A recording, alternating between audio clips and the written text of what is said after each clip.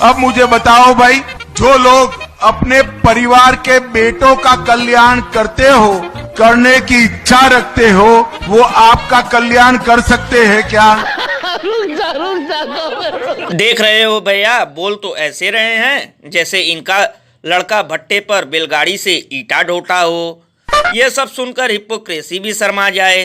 लल्लन भैया, इसीलिए तो इस पर महान कवि बाबा झंडू प्रसाद ने कहा है, खुद का लड़का बटोर रहा है क्रिकेट में लाखों और देशवासियों के सामने परिवारवाद पर लंबी लंबी हाको। और लल्लन भैया, हमारे देश के नेताओं का यही तो कमाल है, ये विकास से ज्यादा विपक्ष पर ध्यान देते हैं। क्या है, महंगाई और बेरोजगारी में देश हर साल 4 कदम आगे निकल जाए, लेकिन हमेशा सुनाते हैं परिवारवाद का कीर्तन और इसी चक्कर में लोगों का बिक जाता है बर्तन।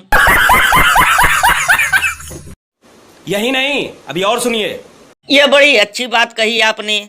वैसे भैया, मुझे तो लगता है ये सफेद कपड़ा वाले महाशय भी अपने लड़के को नेता ही बनाने वाले थे, लेकिन इसलिए नहीं बना पाए क्योंकि वो जुमला फेंकने में कमजोर है।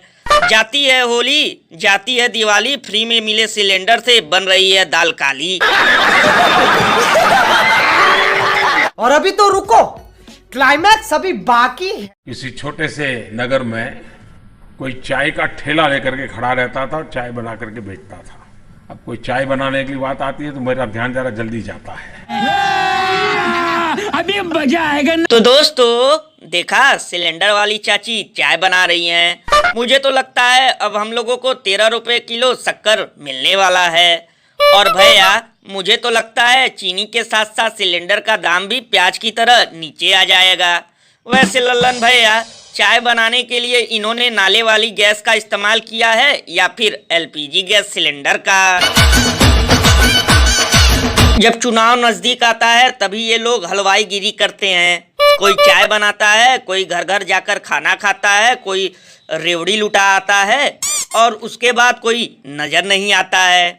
चाय तो छोड़ो, हमारे देश के नेता वोट के लिए झाड़ू पोछा भी कर सकते हैं। लेकिन भैया, ये भी हो सकता है 2024 के बाद गोवा में चाय की दुकान खोलने वाली हो, इसलिए चाय बनाने की प्रैक्टिस कर रही हो।